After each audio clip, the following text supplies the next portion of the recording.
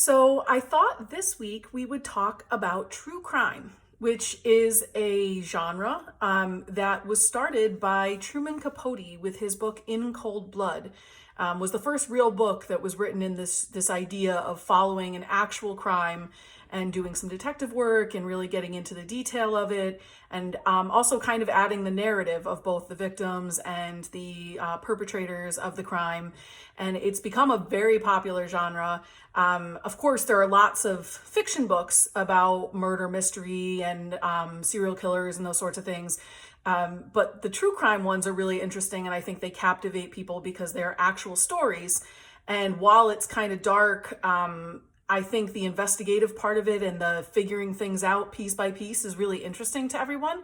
I have read a number of them. I'm not a huge fan of all of them because they vary depending on the crime. Some of the crimes are exceedingly horrific and very hard to read, and they're going to be triggering for certain people. So it's not for everybody.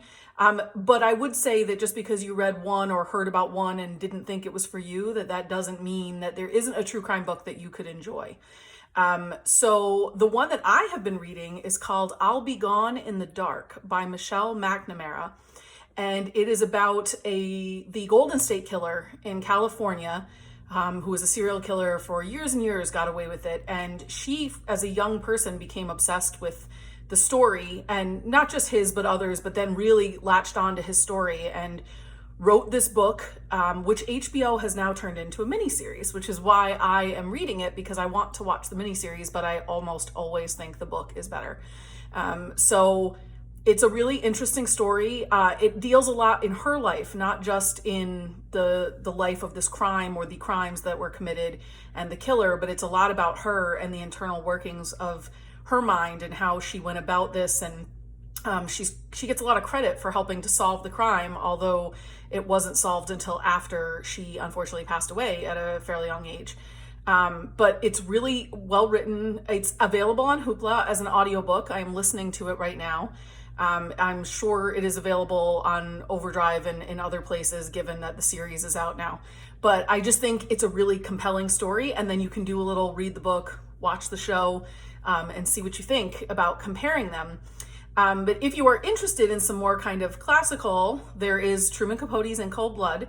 But then there was a book that came out a few years ago that I highly recommend, called Furious Hours. And it's the story of Harper Lee, actually, who wrote To Kill a Mockingbird. So she followed this murder trial in Alabama of a serial killer, and she wrote a true crime book, or attempted to. She was close friends with Truman Capote, which you may not know, and she kind of took her lead from him and was an obsessive note taker and went every day to the trial. And then the manuscript never made it to publication. And this book, Furious Hours, is sort of about the true crime that happened, but really about Harper Lee and her writing of this book. So it's a little more detached, might be a little easier to read for some people who the crimes are a bit much for, but just a really interesting piece of history that I didn't know about. So that's another one that I highly recommend. That's by Casey Sepp, C-E-P.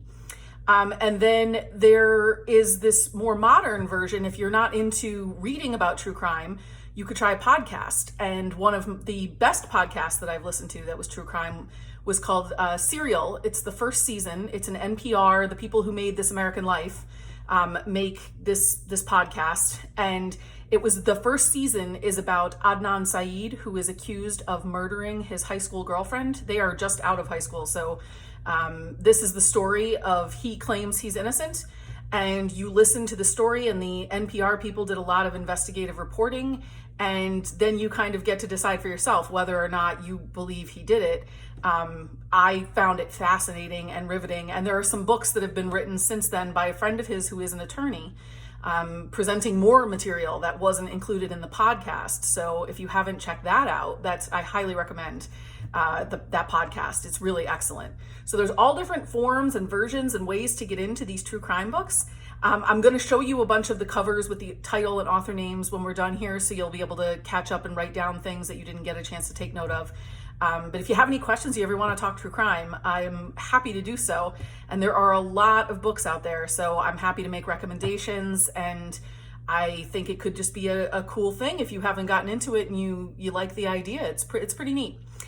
So Anyway, if there are any requests you'd like to place, you're free to do that online like you always did through the catalog, and we'll get you those books and give you a call to set up curbside pickup. And just remember, you can do all sorts of things with curbside pickup, including getting magazines and our newspaper lottery you can enter to win the newspaper each day. You can also get audiobooks and DVDs and even museum passes. So there are a few museums that are open right now, including the state parks, and we have 2 passes for the state parks. So you're welcome to come in or not come in, to come to pick them up, I suppose, but to give us a call or send us an email and let us know what you're looking for, and we'll be happy to help you find those things and get them in your hands, okay? So I hope you enjoy some true crime reads in the summer, good beach read kind of stuff. And let me know if there's any other topic or anything you'd like to hear about, and we'll dive into it, okay? I will talk to you next week. Thank you so much for watching, and we look forward to hearing from you at the library.